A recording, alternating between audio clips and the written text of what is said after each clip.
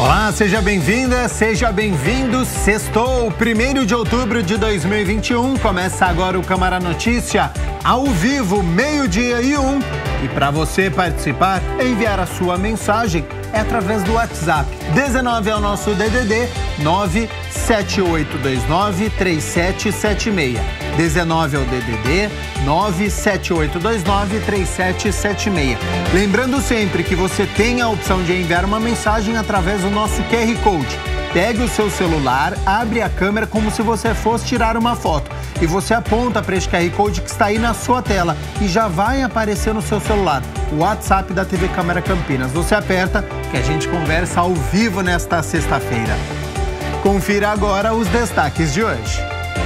Câmara recebe projeto da Lei Orçamentária Anual. Valor para 2022 está previsto em 7,13 bilhões de reais. Na 34ª audiência pública, sob a coordenadoria da Comissão de Finanças e Orçamento, o Poder Executivo realiza demonstração e avaliação das metas fiscais do segundo quadrimestre de 2021 do município. Vereadora Débora Palermo protocola projeto que cria a agenda transversal e multissetorial da primeira infância para assegurar melhores condições de vida das crianças até 6 anos. E entramos no mês de Outubro Rosa. O Câmara Notícia traz informações importantes sobre os direitos da pessoa com câncer.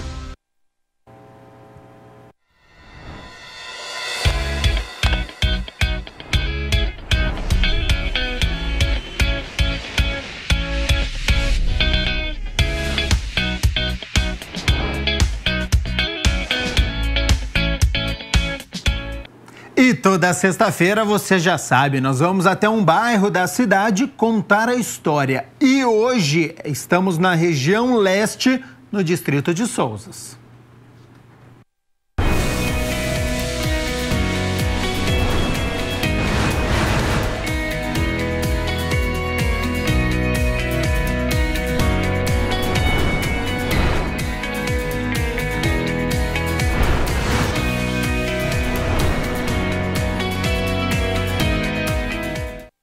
Em um loteamento que foi criado em fevereiro de 1981. Mas onde o nosso repórter André Aranha está é bem mais antigo que isso, viu? É um local que realiza serviço completo de saúde mental. Então seja bem-vindo, boa tarde. Em que bairro você está e o local com os projetos que são oferecidos, André Aranha? Pois é, boa tarde para você, boa tarde para todo mundo. Gabriel acompanhando o Câmara Notícia. Eu estou no bairro Jatibaia, como você disse, no distrito de Souzas. Ao fundo passa o rio Atibaia e eu estou no Cândido Ferreira. Bom, a gente vai conversar muito sobre projetos bem bacanas que tem por aqui. Inclusive nós estamos num restaurante. Eu estou com a Sandrina aqui para falar com a gente ao vivo a respeito desses projetos. Tudo bem? Boa tarde. Boa tarde a todos. Sejam muito bem-vindos no Serviço de Saúde Dr. Cândido Ferreira. Muito obrigado. Bom, primeira coisa, nós estamos num restaurante. Por quê? Exato. Fizemos questão de trazê-los para um lugar que é aberto ao público e é um prazer recebê-los num ambiente que já foi um hospital psiquiátrico nos seus moldes tradicionais.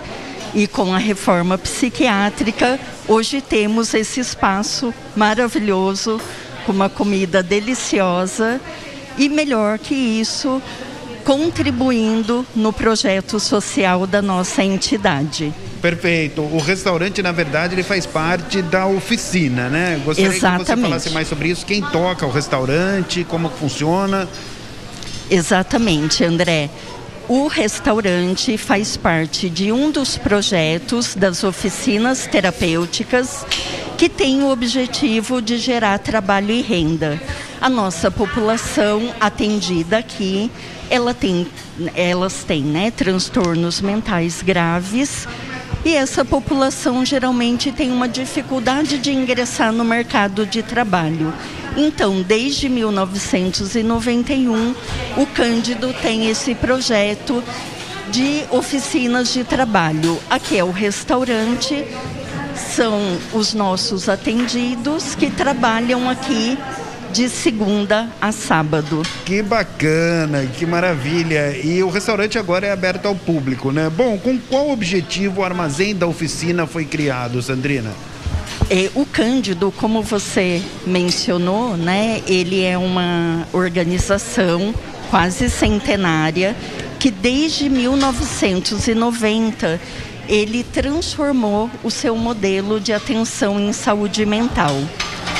Já no início da reforma psiquiátrica, na época que o hospital era fechado, no seu modelo tradicional, as pessoas que aqui moravam desenvolviam algum trabalho, claro que naquela época não remunerado.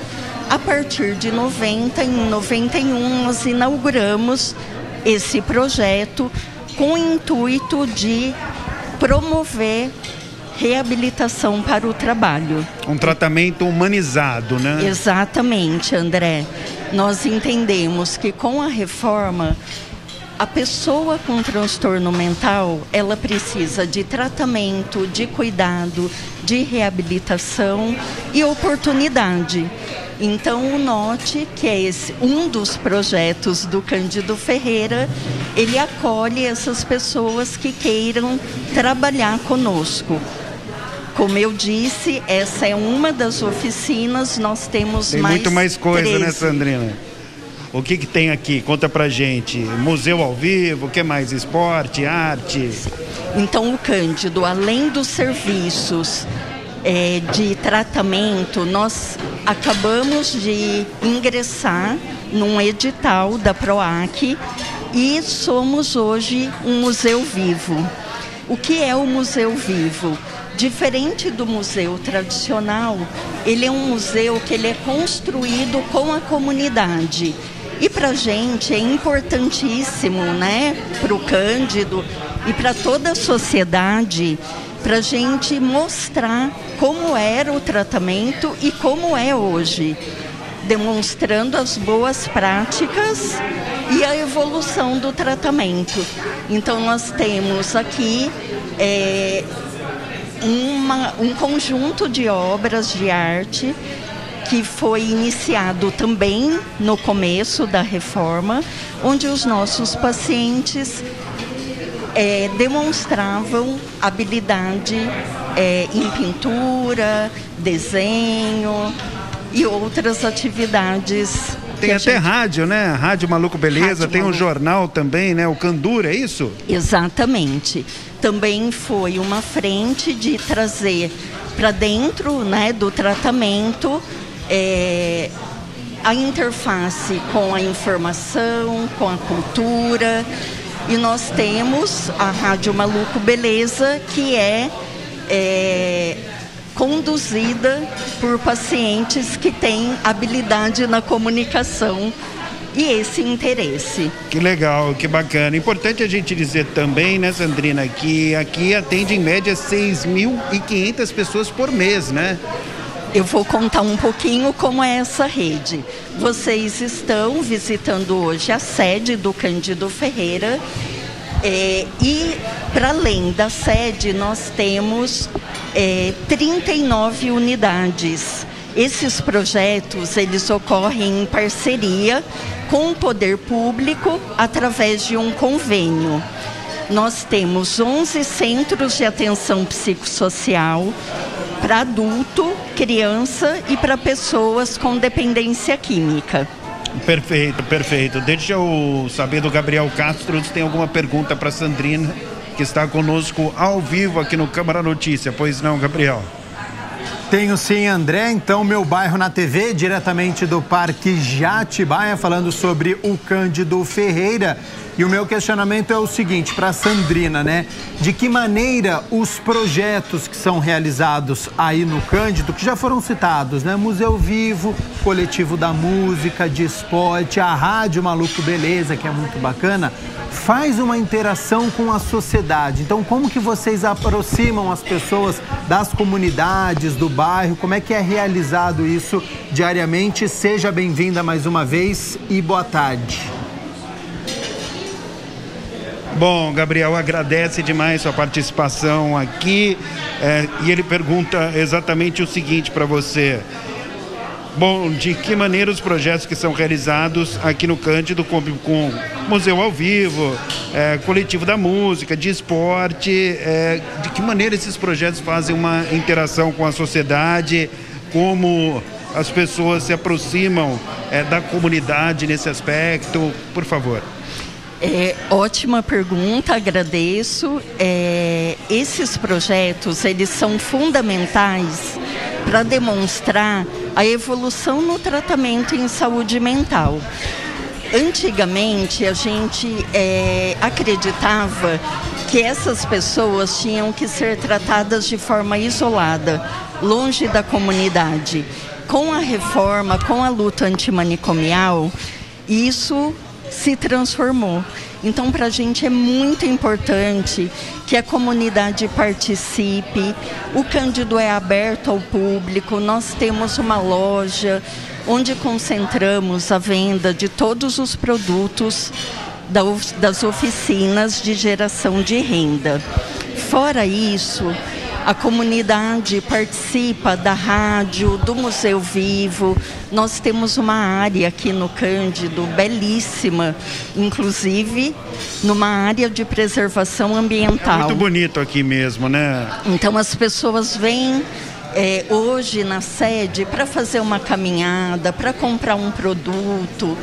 Então a gente demonstra que é possível o cuidado nesses moldes de tratamento. Eu queria até pegar o gancho da pergunta do Gabriel. Qual a importância das pessoas participarem vindo ao restaurante, comprando na lojinha, enfim, fazendo algum tipo de doação? Qual a importância disso tudo? É fundamental, porque o Cândido é uma entidade filantrópica. Nós temos a nossa parceria de convênio, né, com a prefeitura, mas outras possibilidades de parceria, ela alavanca ainda mais os projetos, os nossos atendimentos. Então a comunidade está convidada, né, quem não conhece, a nos visitar, serão muito bem recebidos. Perfeito. Para a gente finalizar, gostaria só que você falasse um pouco mais a respeito dessa parceria com a prefeitura. Importante, porque eu acabei não citando os outros serviços. Além dos CAPs, nós temos 20 serviços residenciais terapêuticos, que é um projeto de deshospitalização para cuidar do morar dessas pessoas que ficaram institucionalizadas, consultório na rua, centros de convivência. A parceria com a prefeitura, ela ocorre desde a década de 90, então nós contribuímos com o cuidado da população campineira em suas necessidades de saúde mental. O Carlos estava falando, inclusive, para a gente que o Cândido Ferreira e Campinas foram lembrados, tanto a cidade quanto aqui em junho ou julho. Por quem, como? Conta para a gente, o pessoal que está em casa te assistindo. Foi um prazer receber, né, uma auditoria da Organização Mundial de Saúde, que novamente esteve em Campinas, conhecendo como era o funcionamento dessa rede de saúde mental. E Campinas recebeu o título de excelência em tratamento humanizado. Então, tanto para o nosso município quanto para o Cândido Ferreira, é um reconhecimento de todo esse trabalho desenvolvido desde 1924. Então tá bom, Sandrina, muito obrigado pela sua participação, por contar pra gente um pouquinho a respeito dos projetos que tem aqui. O Cândido Ferreira que agradece e muito obrigada pela oportunidade de trazer um pouco da nossa experiência e do nosso trabalho. É isso aí, belos projetos que tem aqui, muito bacana. Gabriel, quem tiver oportunidade de conhecer, de colaborar de alguma forma, certamente vai estar praticando bem. Eu volto com você. Com certeza, muito obrigado, André Aranha, e também a Sandrina Indiani, que é presidente do Conselho Diretor, por todas as informações. Então, parabenizo o trabalho aí que é realizado no Cândido Ferreira, Quem não conhece ainda, não deixe de visitar. Lembrando que é uma área de proteção ambiental, então todo arborizado que ajuda neste espaço. Olha só, hoje é sexta-feira, 1º de outubro. E é comemorado o Dia do Idoso. Tem muita gente que chega nesta melhor idade fazendo esportes.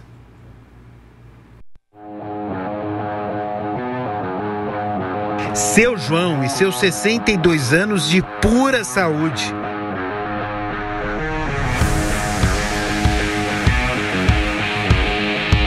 Sabe aquela expressão vovô atleta?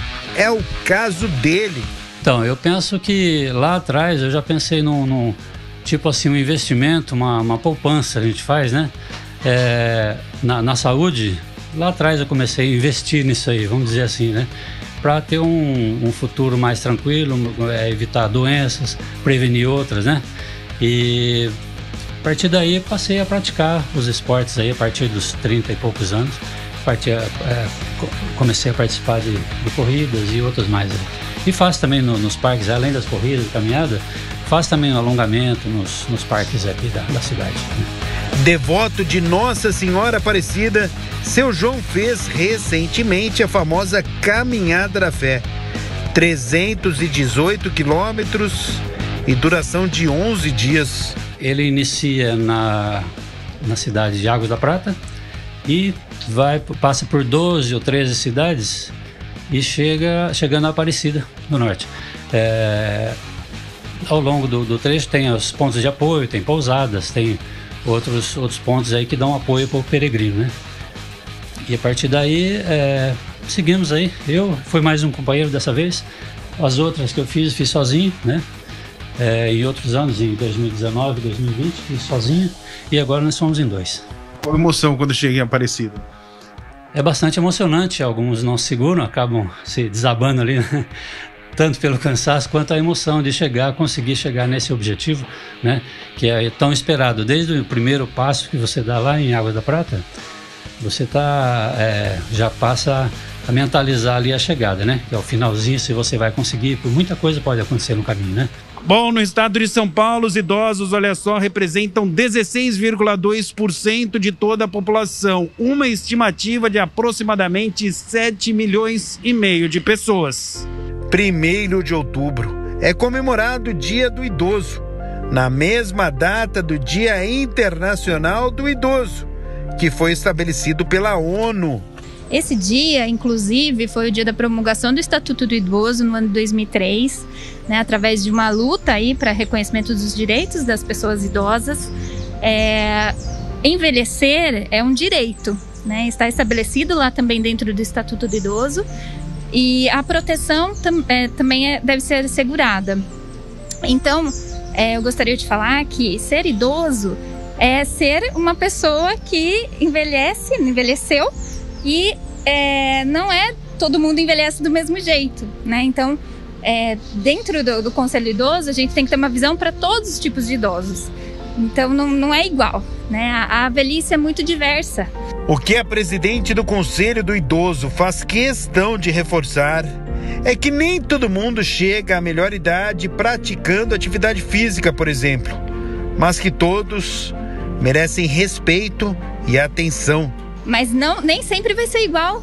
Um idoso que vive num contexto diferente, numa situação mais difícil, daquele idoso que tem ali outras condições, né? Então, vai ter aquele idoso que vai chegar na velhice, nos 60, 80, no 90 ou 100, né? Que é muito diferente dentre essas idades também, com uma condição aí de desenvolver atividade, de ter uma questão física e de saúde melhor. Mas também a gente tem que olhar para aqueles idosos que também não chegam nessa condição, né? E garantir a sua proteção, garantir todas as questões necessárias e olhar para as políticas públicas que devem ser investidas para que todos consigam chegar um dia com as mesmas condições, né, na velhice. Ao Senhor, à Senhora, a todos os vovôs e vovós que estão assistindo a essa reportagem, parabéns pelo seu dia. 12:21, vamos fazer o primeiro intervalo aqui no Câmara Notícia. Na volta tem as notícias da Metrópole de Campinas e do Legislativo com a Mirna Abreu ao vivo e vamos falar sobre Campeonato Brasileiro da Série B, porque as duas equipes da cidade entram em campo amanhã, Guarani e Ponte Preta, então não saiam daí.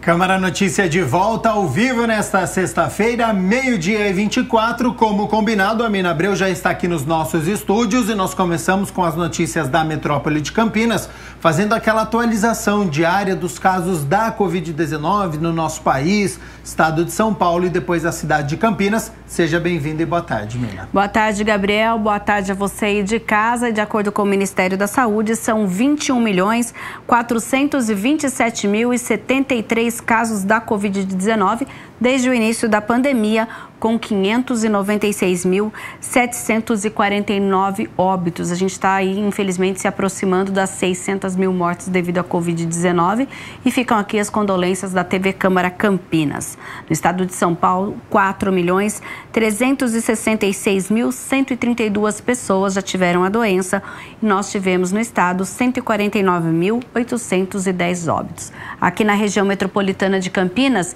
são 384.426 casos confirmados e Campinas, até esta quinta-feira, tinha 139.501 casos da doença, são 140 a mais em relação ao dia anterior. Indaiatuba, 31.797, Sumaré, 31.211, Hortolândia, 28.802, Americana, 27.353, Santa Bárbara do Oeste, 23.708 e agora os municípios com menos de 20 mil casos da doença: Paulínia, Valinhos, Itatiba, Vinhedo. Na sequência, aparecem Cosmópolis, Montemor, Jaguariúna, Nova Odessa, Arthur Nogueira, Santo Antônio de Posse, Engenheiro Coelho, Pedreira, Morungaba e Olambra. Lembrando que em relação aos casos confirmados na cidade de Campinas, de acordo com esta última atualização, 140 pessoas testaram positivo para a doença, o que mostra que ela continua circulando pela cidade. Quando a gente fala em óbitos em relação à Covid, são 11.164 mortes confirmadas e Campinas até esta quinta-feira tinha 4.491 óbitos devido à Covid.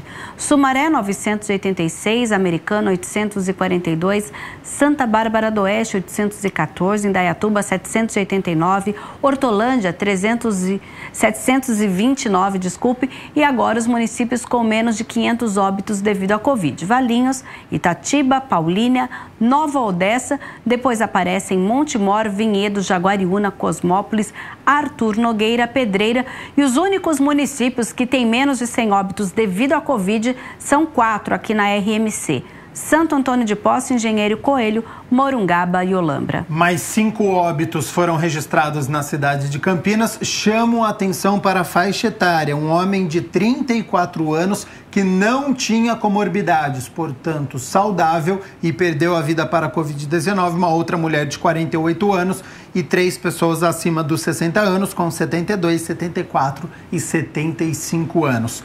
Taxa de ocupação de leitos de UTI na cidade de Campinas, uma queda em relação ao que a gente via na semana, abaixo dos 70%. Sim, nós estamos com 64,90%, o que significa que dos 208 leitos disponíveis de UTI Covid, nós temos 135 ocupados até esta quinta-feira.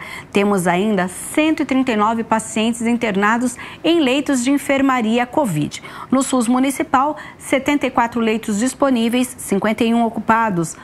Ali na Unicamp, 45 leitos disponíveis, 28 ocupados.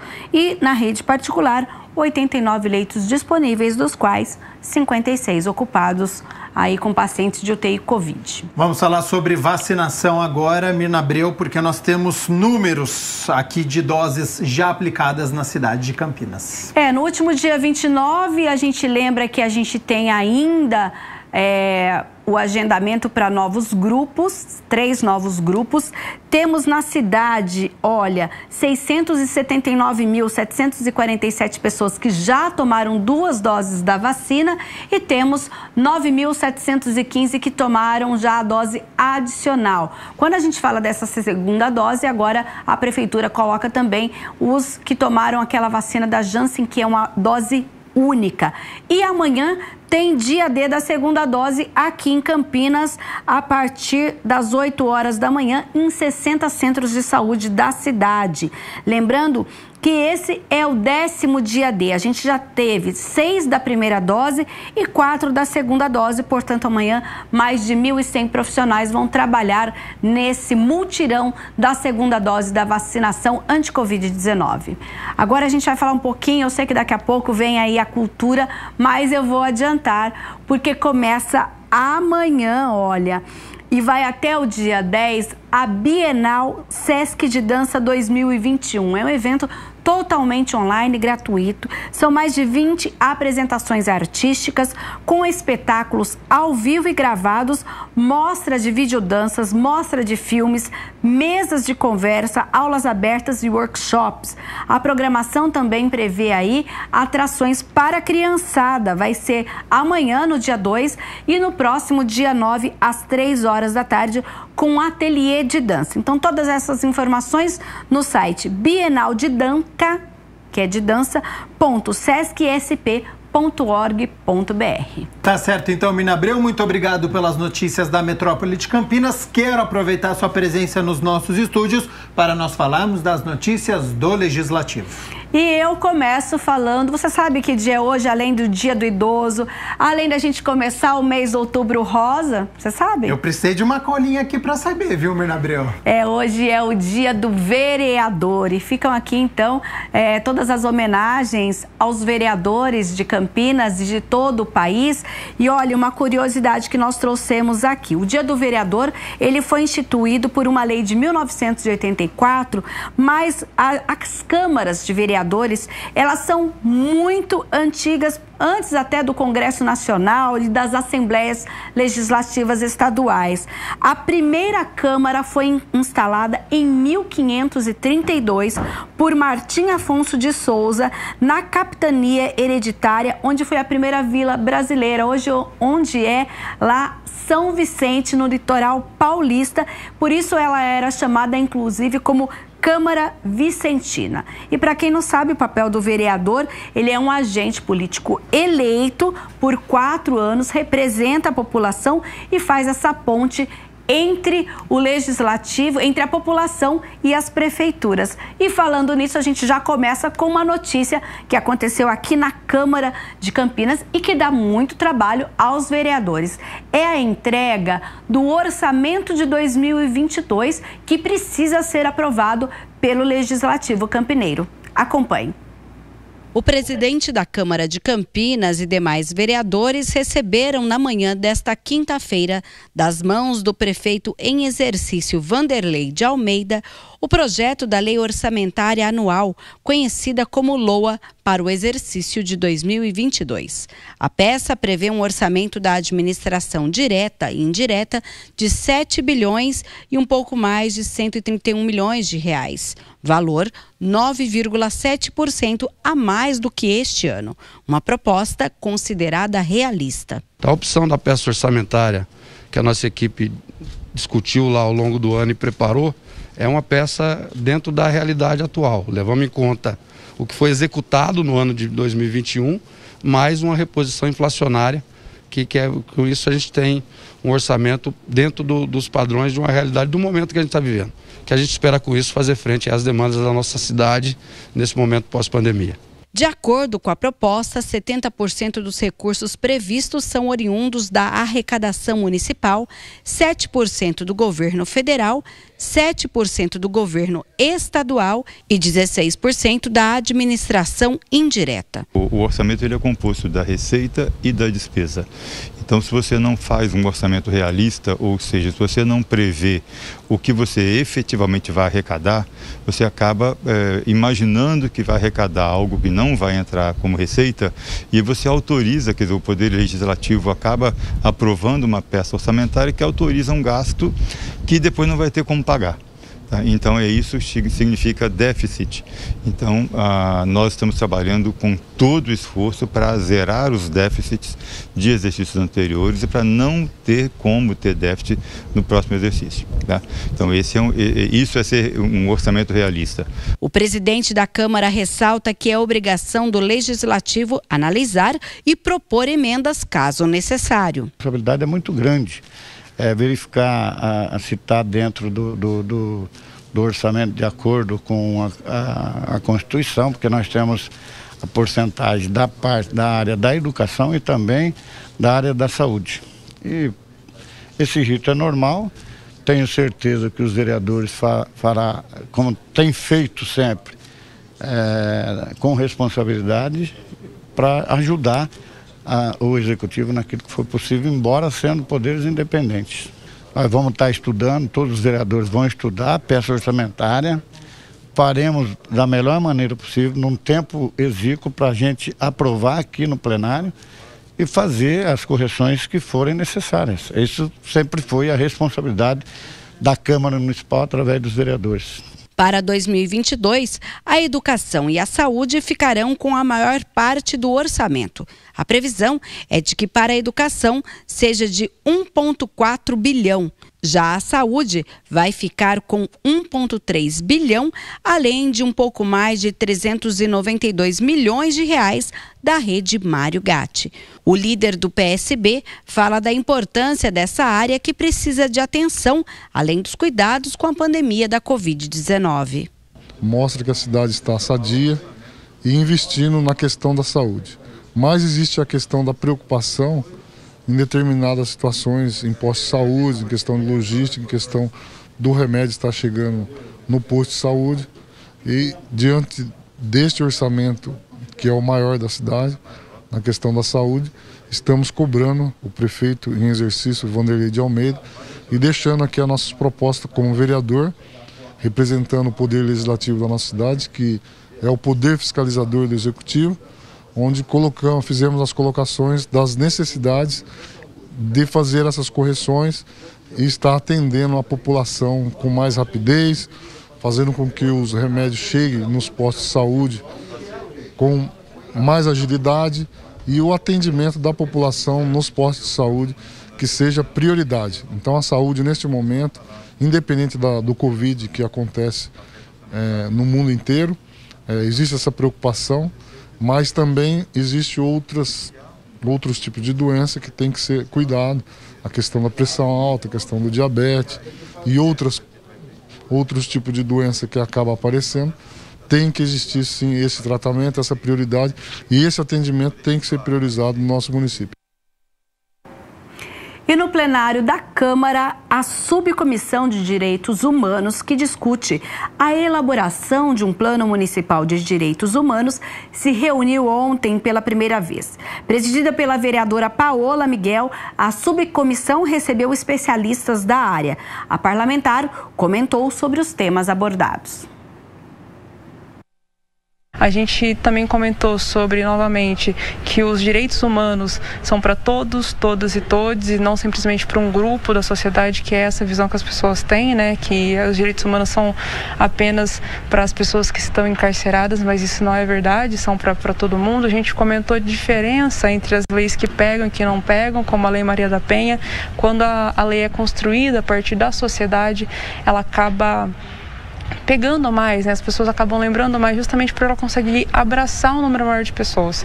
Então o plano, né, esse debate do plano é justamente sobre isso, para a gente conseguir conversar com um número grande da sociedade civil, movimentos sociais, entidades, com o governo.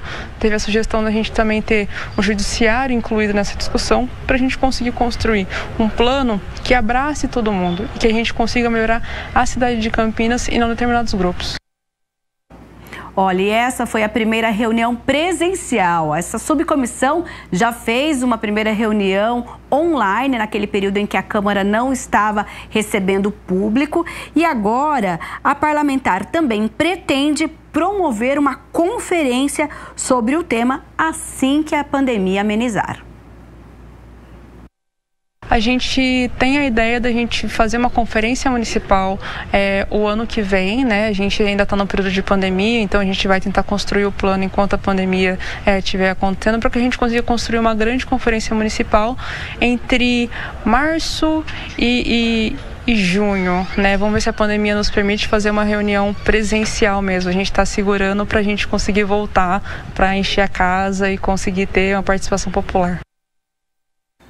Mirna Abreu, e a gente viu a entrega, né, do orçamento para o ano que vem. Ontem também nós tivemos a 34ª audiência pública que falou sobre o orçamento do município, mas sobre a saúde financeira do município de Campinas. É a apresentação das metas fiscais e justamente cumpre uma obrigatoriedade que é trazer aqui ao Legislativo o que foi recebido e o que foi gasto pela Prefeitura. Acompanhe. As audiências públicas para demonstração e avaliação das metas fiscais são realizadas nos meses de fevereiro, março e setembro, em cumprimento à Lei de Responsabilidade Fiscal. O diretor do Departamento de Contabilidade e Orçamento, João Carlos da Silva, mostrou a realidade financeira do município de janeiro a agosto deste ano. As receitas consolidadas da Prefeitura, que tem valores em milhões. As receitas totais realizadas no período janeiro-agosto de 2021 foi de 4.682.900.000, o que dá um crescimento real aí de 7,1% comparado com o mesmo período de 2020. Aqui já está descontada a inflação acumulada até agosto, que foi de 9,67% nos últimos 12 meses. As receitas correntes cresceram 1,8% real, foram arrecadados 4.174.400.000. As receitas intra-orçamentárias tiveram um crescimento de 192%, foram arrecadados 484.100.000. As receitas de capital apresentaram uma queda de 76,7%. O vereador Cecílio Santos esteve na audiência pública e fez questionamentos. É importante ressaltar, e um primeiro comentário que faço, é que a gente pode considerar que a saúde financeira do nosso município vai bem. A arrecadação tem ocorrido, de certo modo se mantido e crescido, e a saúde do município está bem. Agora, algumas observações que eu faço aqui, queria perguntar. A primeira delas é em relação às transferências da União.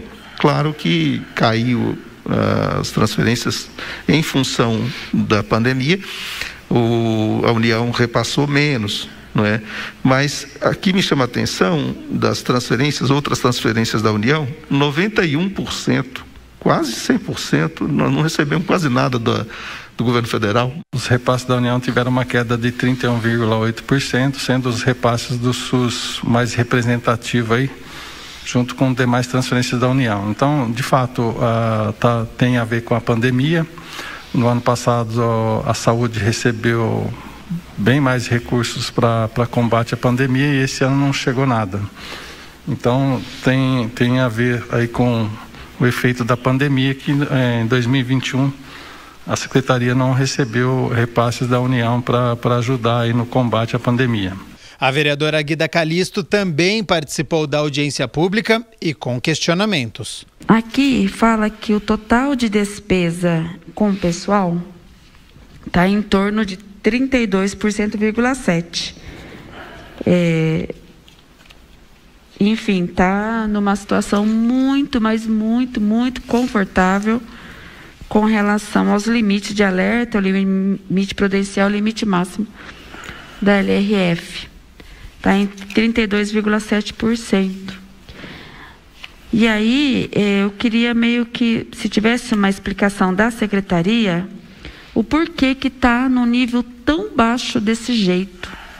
né? A gente sabe que o gasto com o pessoal, com relação à oferta de serviços públicos, né, e em garantia, né, que esse serviço chegue à população, é um gasto importante, né? Então, a gente fica preocupado porque me parece que tem uma relação muito direta com as reclamações que a gente escuta quando não se tem pessoal para atendimento, principalmente na questão da saúde. Então, acho que são 3 coisas que a gente pode considerar aqui, vereadora, que estão relacionadas aí a esse limite baixo aí, ou um limite mais tranquilo aí de gasto com o pessoal.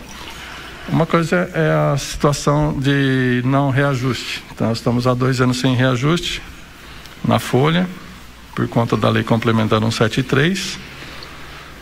A compra de vidas do Camprev melhorou e aumento das alíquotas de contribuições dos servidores e também da contribuição patronal melhora a situação de arrecadação financeira do Camprev, contribui também aqui porque ele deduz aquilo que é pago com recurso da própria instituição. E outra melhora na receita corrente líquida. Isso faz com que o limite fique abaixo.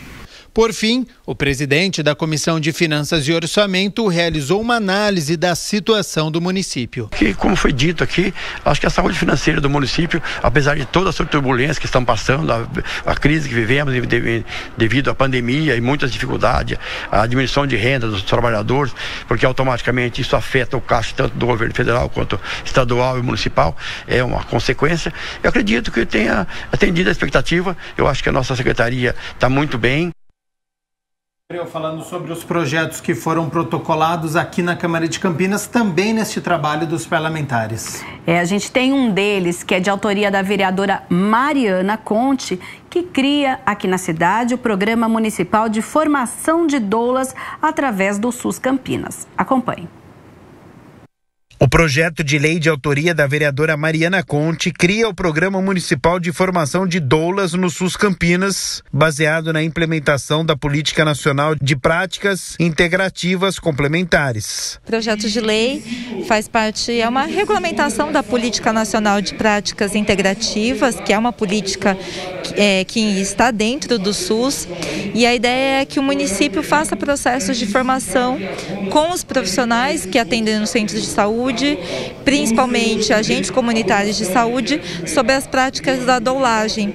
A doulagem que tem aí é um exercício é uma profissão, né, e um conjunto de técnicas muito bem sucedidas no sentido de orientação das mulheres, acolhimento de mulheres gestantes, no sentido de uso de técnicas para prevenção da dor, técnicas não farmacológicas, então, e também de empoderamento sobre o conhecimento do corpo, no sentido de evitar, de promover um parto humanizado e evitar a violência obstétrica. Pois é, a doulagem, atendimento complementar ao pré-natal obrigatório tem por objetivo garantir à gestante mais informação e também atendimento humanizado, além de métodos não farmacológicos para o alívio de dores e demais desconfortos da gestação. Então essa ideia é que seja um curso oferecido aos profissionais de saúde, principalmente aos agentes comunitários, mas que pode se estender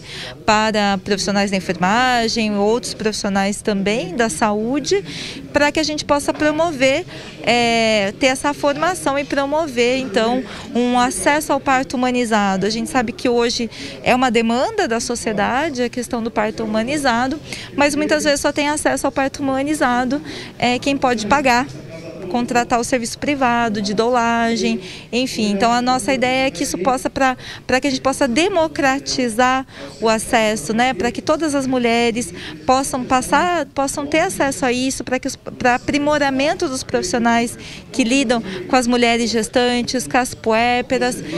A ideia é democratizar mesmo, isso que tem sido uma prática que tem melhorado as condições, né, das condições das gestantes, as condições das puérperas, as condições das próprias crianças recém-nascidas, né?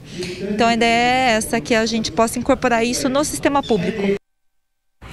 E a vereadora Débora Palermo protocolou um projeto que cria a agenda transversal e multissetorial da primeira infância para assegurar melhores condições de vida para as crianças com idade até 6 anos. O projeto é de autoria da vereadora Débora Palermo institui em Campinas a agenda transversal e multissetorial da primeira infância para melhorar as condições de vida das crianças da gestação até os 6 anos de idade completos. Projeto de lei que foi escrito para garantir que a primeira infância seja prioridade nas políticas públicas, tanto na educação como na saúde e demais secretarias, mas que a primeira infância, que é do 0 aos 6 anos, e já existe a lei estadual, federal, né, que garante isso, prevista no Estatuto da Criança e do Adolescente, que a criança tenha políticas públicas direcionadas desde a concepção, o acompanhamento da mãe, né, no pré-natal, o parto humanizado, o acompanhamento desde o nascimento até os 6 anos como prioridade absoluta. Ela conta que a agenda terá um conjunto de ações governamentais implementadas por meio de políticas públicas articuladas e desenvolvidas de forma integrada pelos órgãos da administração pública, pela sua execução direta ou em parceria com a sociedade civil. Pois é, será necessário criar uma ação conjunta, intersetorial. A ideia do projeto de lei da vereadora Débora Palermo é criar condições concretas para que sejam efetivados atendimentos relacionados à segurança, ao bem-estar, à moradia e à alimentação das crianças. Entre as ações previstas na agenda estão o atendimento integral à criança e o acompanhamento dos resultados das políticas públicas. Acompanhando todo o desenvolvimento físico, psicológico, emocional, na área da saúde principalmente, prevenindo e tratando possíveis doenças, né, fazendo exames para constatar e já direcionando para a área da saúde, garantindo dessa forma que eles tenham o cuidado e a proteção que eles precisam para se desenvolver de forma saudável. É hora de nós falarmos sobre as novas frentes parlamentares. É porque a Câmara aprovou um requerimento na última reunião ordinária de autoria do vereador Igor Diego, que cria a Frente Parlamentar em defesa e acompanhamento das obras de pavimentação no município de Campinas.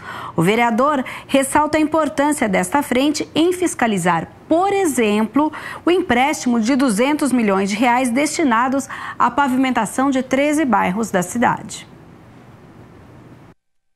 Os 200 milhões, ele não é só para pavimentação, ele vem junto um pouco para o BRT, um pouco para, né, uma grande parte, a sua maior parte é para pavimentação, mas não está claro isso, não está determinado isso no projeto. Existe sim a ideia, a iniciativa de asfaltar 13 bairros com esse dinheiro e uma outra parte, né, mandar para o BRT. Mas não existe esse regramento dentro do projeto, nem dessa liberação. E a Frente Parlamentar é justamente para isso, para assegurar e garantir que esse dinheiro seja investido naquilo que nós estamos aprovando aqui, que a principal função é a pavimentação asfáltica dos bairros do município de Campinas. Igor Diego fala da participação da comunidade nesta frente parlamentar. É justamente para poder incluir o poder público, né, que é o legislativo e o executivo, ter representantes do executivo na comissão. Iremos convidar a população, a sociedade civil organizada, que aí no caso seriam os presidentes de bairros. Então quais serão os bairros? Convidar os 13 presidentes ou lideranças desses 13 bairros para acompanhar esse processo e também chamar a sociedade da educação, especialistas das universidades, as pessoas que possam contribuir nesse processo para trazer também essa questão acadêmica para dentro do legislativo. O vereador Gustavo Peta também propôs uma comissão. Esta é uma frente parlamentar em defesa da educação pública e democrática, com o objetivo de discutir e acompanhar a educação pública aqui em Campinas. Para somar tanto os vereadores, como também entidades, movimentos que que se organizam para defender a educação pública e democrática, né? Então, acho que é um momento interessante à frente para juntar mandatos, vereadores, com movimentos, entidades, sempre no sentido de valorizar, defender a escola pública, a educação pública e também democrática no nosso município. O vereador ressalta que a ideia é debater os desafios na educação pública, tanto na rede municipal quanto na estadual. Aumentar recursos, valorizar os professores e os funcionários, melhorar os projetos pedagógicos, aproximar a educação pública da realidade e das necessidades das crianças e da juventude no nosso município. Então, nós queremos focar as nossas energias nisso, né? Então, por exemplo, a rede municipal tem algumas unidades que têm déficit de professores. Isso precisa ser resolvido. A educação especial, que é algo fundamental de inclusão à diversidade, precisa ter mais apoio para que ela realmente aconteça de maneira com qualidade, incluindo crianças que têm algum tipo de deficiência. A gente precisa se concentrar nisso e não em debates que muitas vezes não são os principais e que muitas vezes consomem discussões ideológicas, como por exemplo essa ideia de militarização, que não é o melhor caminho, ou então da escola sem partido. Não são esses os problemas da escola pública, são outros e essa frente vai estar concentrada nisso. E o vereador Rodrigo da Farmadic protocolou uma moção que apela à FEBRABAN, a Federação Brasileira dos Bancos, para normalizar o horário do atendimento das agências bancárias em Campinas. O vereador Rodrigo da Farmadic apresentou uma moção em que apela à FEBRABAN, a Federação Brasileira de Bancos, para que seja normalizado o horário de atendimento das agências bancárias de Campinas. A moção ela representa institucionalmente a Câmara Municipal de Campinas. Nós temos também um decreto já do governo estadual, que nesse mês de agosto agora, decretando a retomada segura, que é a retomada de algumas atividades, inclusive determinando agora que não há mais imposição de restrição de horário de funcionamento e nem de lotação dos ambientes. Então nós temos a segurança agora, com a melhora dos índices de saúde, os índices da pandemia, uma segurança para que todos os clientes dos bancos possam ir ao banco de maneira no horário normal. E uma resposta da Câmara Municipal, sendo aprovada em plenário, com certeza vai ser analisada com mais critério. No documento, o vereador Rodrigo da Farmadic pede para que o horário de funcionamento dos bancos seja alterado. A ideia do parlamentar é que os bancos abram às 10 horas da manhã e fechem às 4 horas da tarde, o que, segundo ele, facilitaria o atendimento e o acesso dos cidadãos. De acordo com o parlamentar, o atual horário de atendimento das agências bancárias não atende a demanda dos usuários e não é uma medida eficaz no combate ao coronavírus. O vereador diz ainda que muitas pessoas comparecem no mesmo ambiente em um curto espaço de tempo e ficam aguardando em filas no hall de entrada das agências, o que gera aglomerações. Essa moção de apelo é um apelo da sociedade para que retome o horário normal de atendimento nos bancos, porque nós sabemos que a pandemia nos impôs uma série de restrições da quantidade de pessoas que podem adentrar em determinados locais, restrição de horários de atendimento. E com os bancos não foi diferente, até para atender as medidas sanitárias de combate à Covid foi diminuído os horários de atendimento, inclusive agora eles estão sendo realizados mais na parte da manhã. Alguns bancos se estendem no máximo até às 14 horas, sendo que o normal seria abrir funcionamento das 10 às 16 horas. Isso tem sido imposto para a população e isso de uma maneira do momento do combate à pandemia, isso foi importante, mas por outro lado também trouxe outros problemas, como a aglomeração na porta dos bancos, né? E lembrando que a moção ela foi aprovada na última reunião ordinária e agora o documento será encaminhado à FEBRABAN. E Mina Abreu, hoje à tarde, com transmissão da TV Câmara Campinas, nós temos 2 reuniões de comissões especiais de estudo. Às 2h30 é a vez da transmissão da Comissão Especial de Estudos, que foi criada com o intuito de garantir a preservação da APA, a Área de Proteção Ambiental em Campinas, que é presidida pela vereadora Débora Palermo. E às 4h30 da tarde, a gente tem a reunião que discute a importância do Instituto Federal de São Paulo, Campus Campinas. Esta comissão é presidida pela vereadora Guida Calisto. Mina Abreu, muito obrigado pelas notícias da Metrópole de Campinas, agora do Legislativo. Ótimo fim de semana. Um bom fim de semana para você e um bom fim de semana também para você aí de casa.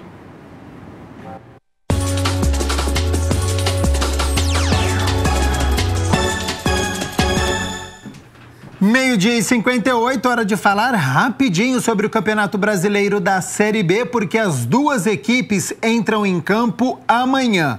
Pela ordem cronológica, a primeira partida do Guarani já está aqui na minha tela, então neste sábado, 4 horas da tarde, o Bugre vai fora de casa enfrentar a equipe do Brusque, que vem de vitória e saiu da zona de rebaixamento. Então o Brusque, 16º colocado, primeira equipe fora da zona de rebaixamento, e o Guarani na 6ª colocação com 42 pontos, está a 4 pontos do G4. Quem fecha o G4 hoje é a equipe do Avaí, então é uma boa oportunidade para o Guarani vencer uma equipe que está na parte de baixo da tabela e chegar perto deste G4. Um pouquinho mais tarde, à noite, é a vez da Ponte Preta entrar em campo, 9 horas da noite do sabadão, contra a equipe do Vila Nova, duelo que vai ser realizado aqui em Campinas, no estádio Moisés Lucarelli. A Ponte, que neste momento é a 14ª colocada com 32 pontos, e o Vila Nova está à frente da Ponte, a 13ª equipe com 33, um ponto a mais. Confronto direto, então, para a Ponte Preta no Campeonato Brasileiro da Série B. E claro que na segunda-feira a gente balança as redes sobre estas duas partidas, tanto Brusque e Guarani, quanto Ponte Preta e Vila Nova. Mais um rápido intervalo. Na volta tem entrevista ao vivo para falar sobre os direitos da pessoa com câncer. Não saia daí.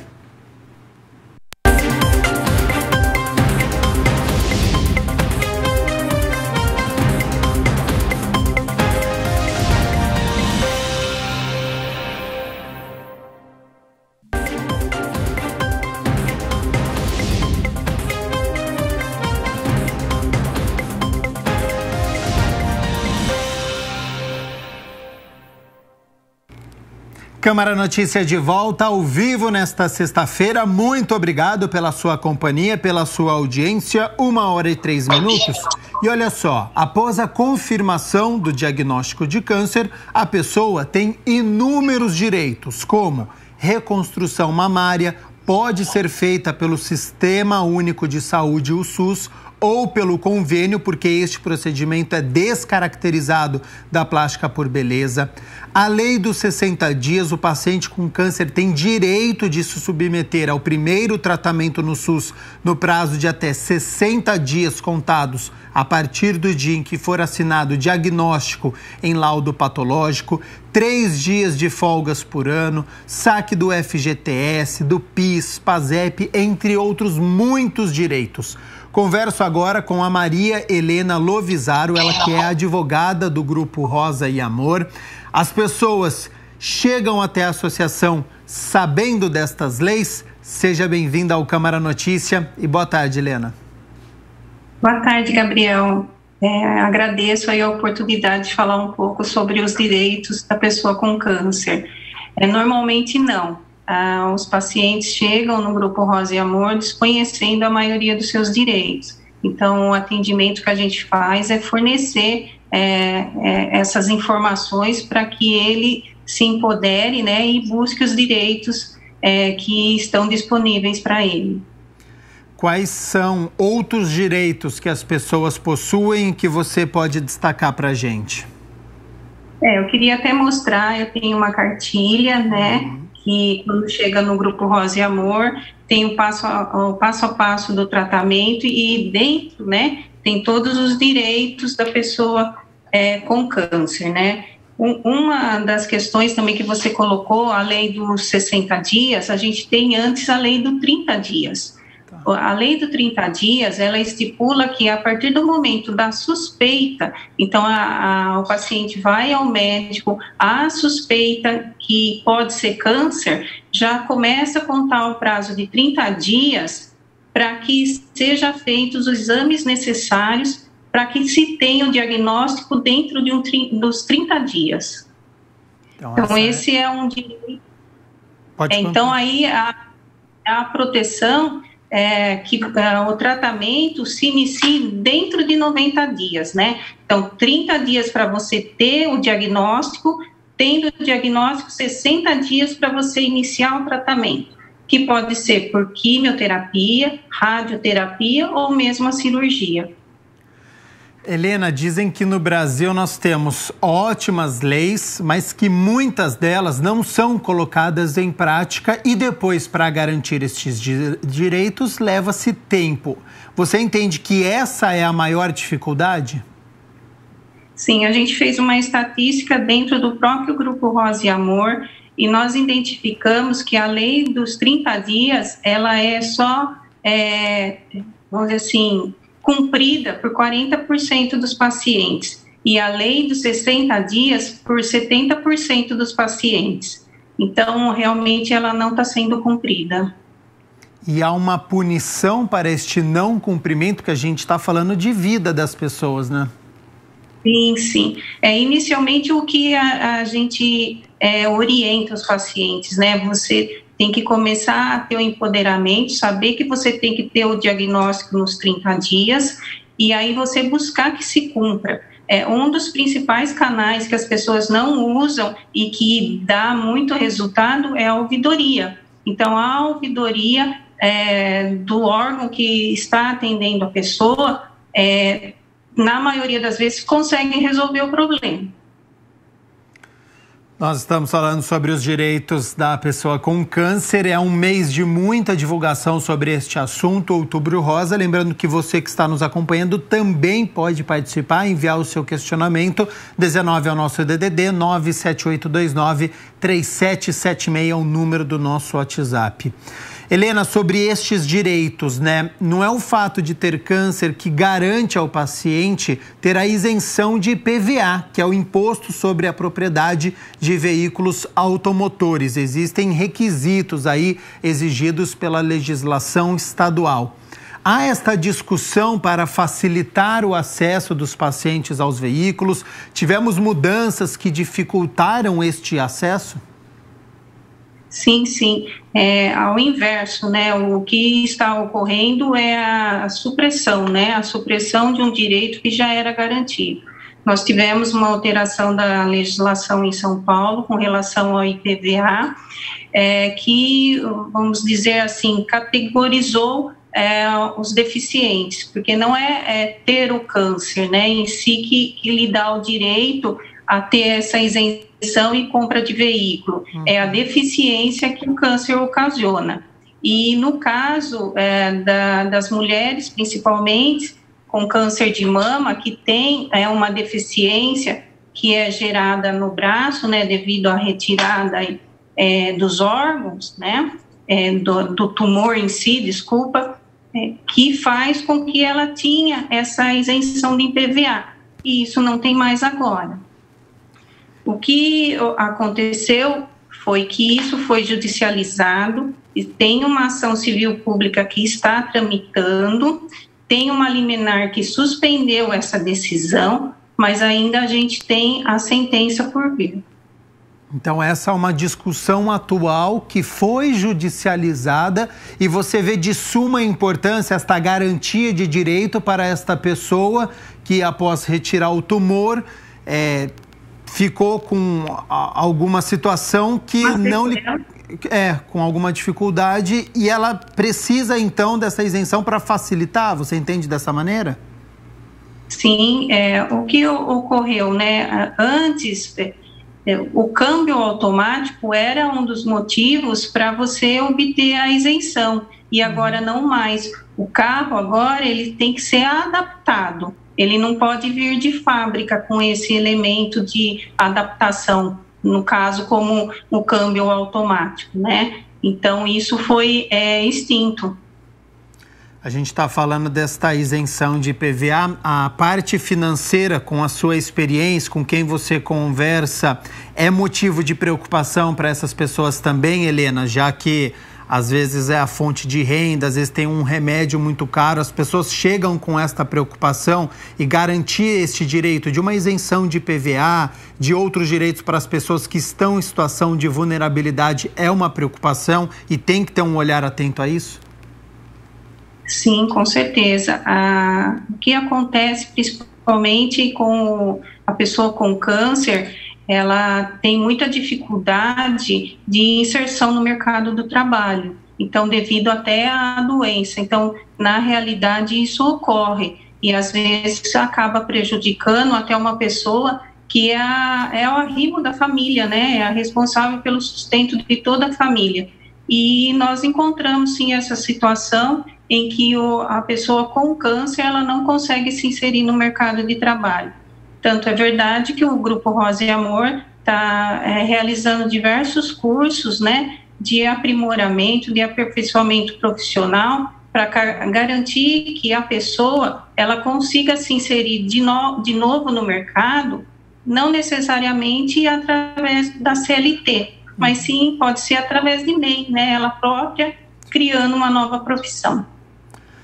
Helena, existe algum lugar com uma cartilha, que nem você mostrou para a gente agora, com todas as informações da pessoa que tem o câncer com estes direitos? E não seria importante também a sociedade ter este conhecimento para poder passar para um amigo, para um familiar, para um conhecido? Porque acho que às vezes fica muito restrito só na pessoa que está com câncer, às vezes ela está com a cabeça em outro lugar e não se atém a esses direitos. Não seria importante a sociedade ter este conhecimento?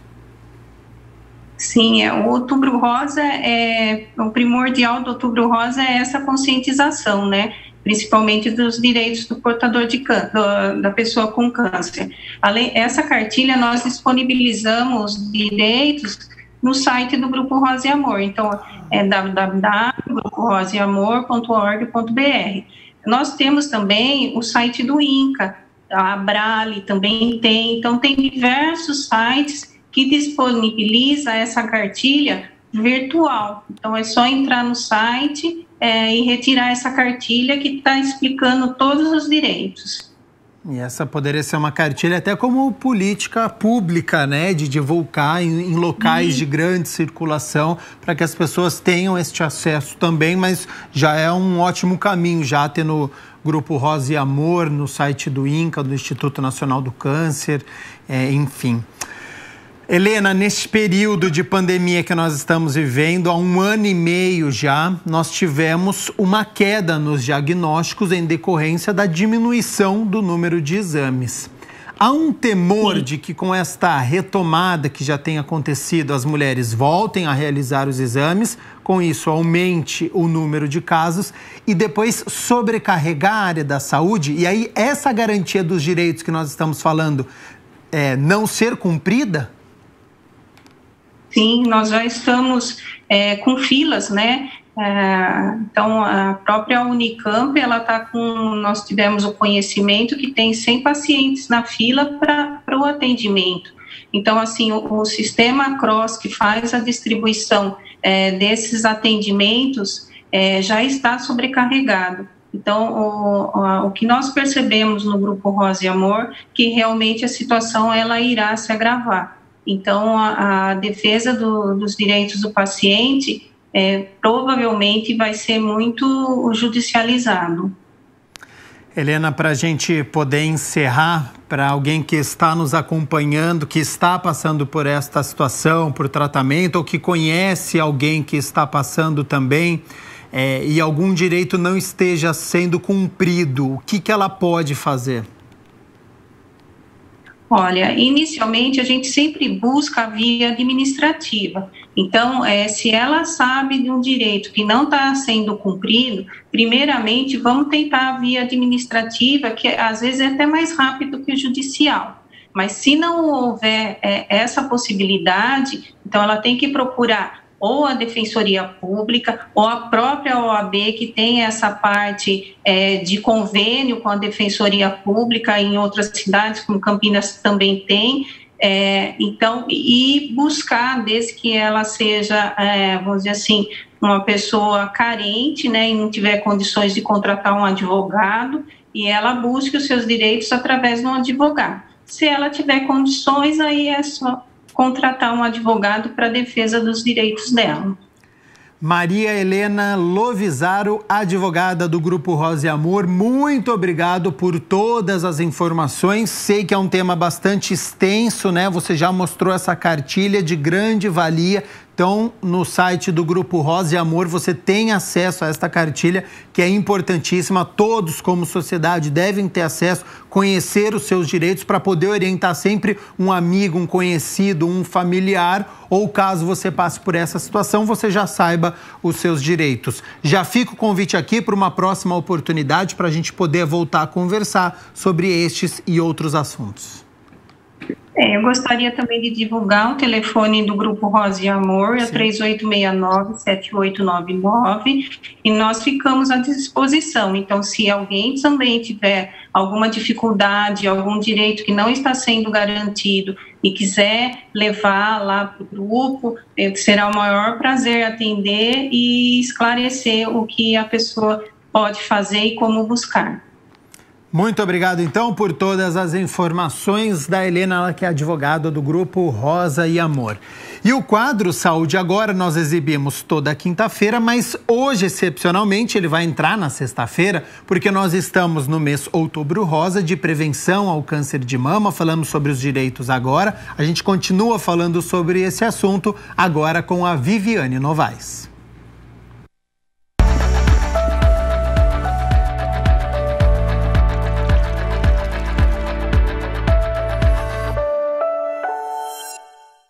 Saúde agora começando, estamos no mês de outubro e é claro que a gente vai abordar o tema Outubro Rosa. Quem vai ajudar a esclarecer todas as dúvidas aí sobre câncer de mama é o Dr. André Moraes, ele que é oncologista e está aqui na tela comigo. Doutor, obrigada por aceitar participar aqui com a gente e eu já começo perguntando, o que é exatamente o câncer de mama? Obrigado pelo convite, um abraço a todos. Câncer de mama é uma doença neoplásica, um câncer que acontece no tecido mamário e que ele é causado por uma série de fatores, não existe um culpado só para desenvolver câncer. Mas é um tumor bastante frequente, para você ter uma ideia, no Brasil a gente espera ter em torno de 67 mil novos casos neste ano e a mortalidade é algo em torno de 16 mil pessoas por ano que morrem por câncer de mama. Você fala, nossa, é tanta gente que morre. Pois é, morre bastante gente e o nosso objetivo é sempre diminuir isso. Nós não vamos diminuir impedindo que as pessoas tenham a doença, mas nós vamos diminuir significativamente se a gente conseguir levar todo mundo a fazer rastreamento e diagnóstico precoce. Essa é a ideia. Tá aí a pergunta que eu ia fazer para o senhor. Como o câncer de mama é diagnosticado? Tem como descobrir bem no início? Sim, nós temos essa chance, já que é uma doença que nasce muito pequenininha nas células do nosso próprio corpo e vão crescendo com o tempo. Imagine o tempo que vai demorar para que a gente possa detectar com a mão, palpar isso ou sentir a presença do tumor. Então, hoje nós usamos táticas várias de imagens, a melhor, a maior, a mais disseminada, a mais conhecida é a mamografia, que é muito acessível, o sistema de saúde pública e privado fornecem acesso a esse exame com facilidade, e outros testes, como ultrassonografia, ressonância magnética, a depender de cada caso e do que precisa. Mas a mamografia é capaz de fazer o diagnóstico da doença antes mesmo da gente palpar a doença. Então é muito importante que seja realizada adequadamente. E quando começar a fazer a mamografia? Na população geral, a indicação é acima dos 49, 50 anos, ou em torno dos 50 anos, anualmente. Na população especial, eu chamo população especial aquelas pessoas que já têm uma história pregressa na família de câncer de mama ou câncer ginecológico, a gente inicia mais precocemente, em torno dos 40 anos. E ainda, além disso, ou seja, mais precocemente, quando a gente tem populações muito específicas, muito restritas, que tenham marca genética que aumente o risco de desenvolver câncer de mama. Isso é definido pelo médico que acompanha essas pacientes. Doutor, o senhor está falando aí de mamografia. E o autoexame ajuda também ou não? Como o senhor disse, quando o câncer já é palpável, é porque já está avançado? Na verdade, não avançado, mas quando ele é palpável, ele já é grande local, já tem muitas células, não é? O que eu chamo a atenção da mamografia é o seguinte, a mamografia, ela detecta lesões menores do que aquelas que a gente consegue palpar. Você fala, bom, por que você estimula o autoexame? A primeira razão para estimular o autoexame é o autoconhecimento. Essa é a primeira razão. Ninguém melhor para conhecer a mama do que a própria dona da mama. Tá? Ela tem a sensação das mãos e tem a sensação do próprio corpo. E é interessante porque a mulher muitas vezes chega ao seu médico, ao ginecologista, ao mastologista, e fala, doutor, eu estou sentindo uma alteração na minha mama, não é um nódulo, mas eu sinto uma mudança na textura, eu sinto uma mudança no volume, e isso está se perpetuando, e aí o médico vai palpar e eventualmente não vai sentir nada, e depois do exame ele fala, vamos checar o que está acontecendo. E aí, dependendo da idade, dependendo da consistência mamária, ele vai escolher qual é o melhor método. Pode ser a mamografia, que é o mais comum, pode ser uma ultrassonografia, pode ser os dois, pode ser uma ressonância magnética. Não é? Então, veja, palpar é importante porque chama a atenção da mulher para isso, do autoconhecimento físico, isso é absolutamente fundamental, e nós ainda mesmo depois de estabelecer métodos de rastreamento como mamografia, etc., a gente ainda recebe pacientes que são elas as autoras do seu próprio diagnóstico, mesmo sem palpar a doença. Tá? Então, é muito importante estimular, porque isso é criar a cultura da saúde, a cultura do autoconhecimento, a cultura de você poder decidir, de você poder contribuir para o seu próprio bem.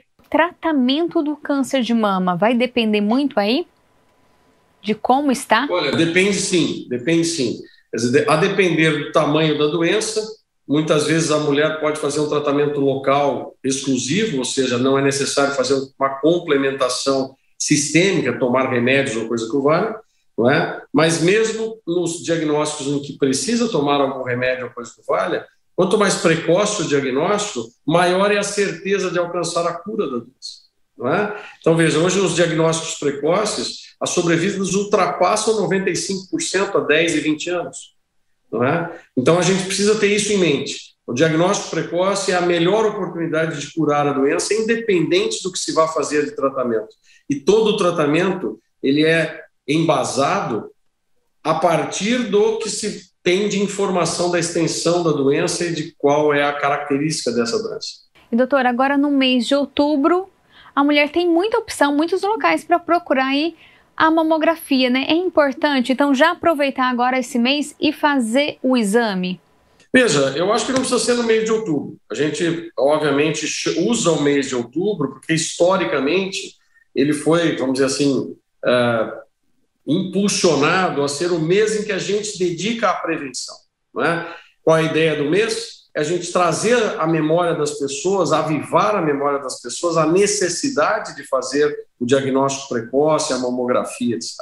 Veja, a saúde, de maneira geral, tanto pública quanto privada, oferece acesso às mamografias, oferece isso assim, disseminadamente, ou seja, não é necessário que todo mundo vá no mês de outubro. Aí não ia ter lugar para todo mundo. Não é? O mês de outubro serve para chamar a atenção, mas o rastreamento ele é planejado conforme a mulher vai ao posto de saúde ou ao seu médico, em que ele repete esse exame na medida da necessidade dos exames normais, sem suspeita, ou então ele antecipa ou indica exames específicos para esclarecer uma condição que precisa naquele momento de uma investigação mais profunda. Não é? Então veja, mês de outubro é um mês que a gente pinta tudo de rosa para lembrar as pessoas, homens e mulheres, que é um mês dedicado à prevenção e diagnóstico precoce do câncer de mama. É preciso mudar a cultura, né? Fazer o diagnóstico, falar sobre essa doença. Sem dúvida. É isso que troca vamos dizer, o ruim para o bom. Né? É daí que a gente sai da água para o vinho. Você imagina que há 40 anos atrás, a sobrevivência esperada em câncer de mama a longo prazo, ela era em torno de 40% a 50%, talvez 60% nos anos 70. Tá? Hoje ela já ultrapassa 85%, 90% e 95%, como falei, nos casos precoces, é praticamente não ter nada. Depende de tratamento, depende de toda essa abordagem e tal, mas isso assegura uma vida saudável para essas pessoas. Já que a gente está falando aí de divulgar esse assunto, eu queria que o senhor divulgasse tudo que vai acontecer aí nesse mês que o senhor está ajudando na organização, estava me contando também que está contando com a ajuda de voluntários também, como que vai ser? Veja, o Centro de Oncologia tradicional em Campinas e região, tá? Na elaboração e desenvolvimento dessas campanhas já há mais de 30 anos. Nós fazemos isso todo ano e fazemos esse auê todo na imprensa, etc., porque isso é absolutamente fundamental. Eu já agradeço a imprensa por isso, porque ela nos abre esse espaço e entende a importância. E esse ano o nosso slogan é "Entre de peito aberto nessa luta", e nós vamos ter a participação de muita gente, né? Desde o dia 1º até o final do mês. No 1º nós fazemos a iluminação em rosa simbólica da nossa instituição lá em Barão Geraldo, né? E depois vamos ter, a partir já do dia 4, que é a semana seguinte, palestras de profissionais associados, não só da área de oncologia, radioterapia e cirurgia, mas também nutrição, educação física, psicologia, todas as áreas afins que podem trazer contribuição no diagnóstico e no tratamento. Veja só, nós vamos ter a participação de voluntários, tem voluntários aí que são históricos com a gente, o pessoal que faz micropigmentação para recuperar sobrancelhas e quem está fazendo quimioterapia, ou às vezes fazer a tatuagem definitiva da areola e mamilo quando precisa retirar na cirurgia, etc., na reconstrução, ou seja, leva a pessoa à recuperação completa. E isso é um ato voluntário também, que vai acontecer no dia 14 de outubro, lá no COC, né? E eu já digo para vocês, se vocês quiserem participar da nossa caminhada, que vai ser a caminhada para a luta, para o diagnóstico precoce, vai ser no dia 23 de outubro, às 7h30 da manhã, vai ter uma concentração lá no Centro de Oncologia. Vocês podem se inscrever, vocês podem adquirir a camiseta alusiva a esse evento e podem ligar lá para a Rose, nossa funcionária da telefonia, que vai saber informar tudo para vocês no telefone 3787-3400 DDD 19, tá? Essas ações são ações para a gente realmente chamar atenção, levar a população a ver que é importante ter essa preocupação e participar dessas campanhas efetivamente, melhorando a cultura e também melhorando a chance de curar das pessoas. Doutor, durante o mês aí a gente vai continuar acompanhando todas essas campanhas. Desde já eu agradeço aqui a sua participação, pode ter certeza que foi muito rica e aí colocou uma sementinha na cabeça da mulher que precisa se cuidar. Um abraço a todos então e vamos lá, Outubro Rosa, prevenção do câncer de mama. É com esse recado do Dr. André que a gente encerra o Saúde Agora. Se cuida. Muito obrigada. Até para a semana que vem. Tchau.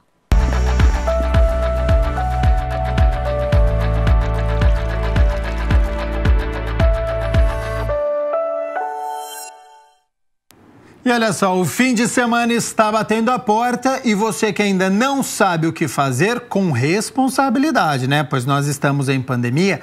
Confira agora na Agenda Cultural, que começa com as dicas no cinema. Gosta de 007? Então olha só.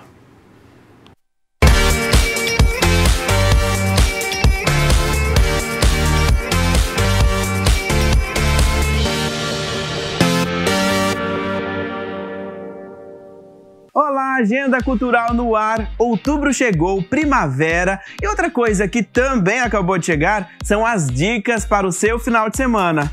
E como já é tradição aqui nesse quadro, vamos começar com cinema. Olha aí, tem ação com mais um filme do 007 Sem Tempo para Morrer. James Bond estava aposentado e vivia na Jamaica. Após o desaparecimento de um famoso cientista, ele retorna e reencontra antigos parceiros.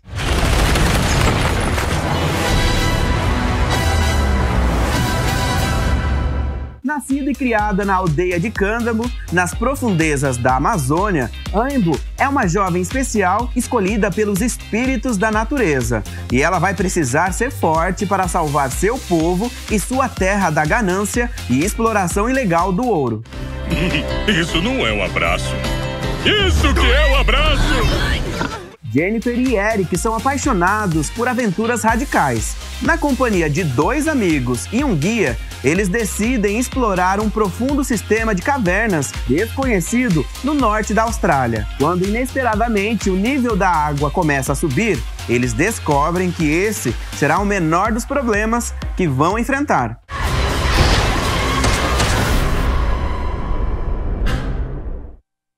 Eu adoro filme de terror. com certeza esse já entrou na minha lista. Agora vamos falar de teatro, porque também tem muita coisa boa. O comediante Fábio Rabin está de volta com seu show Tá Embaçado, no Teatro Iguatemi Campinas, para uma temporada inteira no mês de outubro. Vai ser aos domingos, sempre às 7 da noite. Fala planeta. Ele fala planetas, já reparou? Já Thiago Ventura apresenta seu show solo Modo Efetivo, neste sábado, às 7 da noite, também no Teatro Iguatemi Campinas. A primeira mensagem foi uma mensagem de 2018. Parece que eu guardo rancor, né? E para as crianças, tem Bita e os Animais. Vai ser sábado e domingo, às 3 da tarde. Alô, você ligado em casa? Sou Martin Lazarov, o maestro titular da Orquestra Rock, e venho convidar Campinas e toda a região para o live Rock Anos 80 Internacional, que acontece nesse domingo, 18 horas, direto do Teatro Castro Mendes, com arranjos inéditos.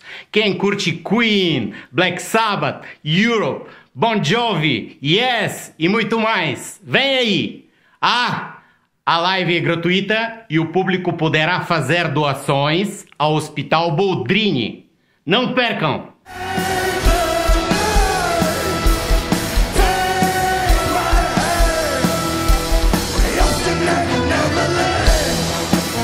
E essas foram as dicas de hoje, você já sabe. Semana que vem eu trago muito mais. Tchau!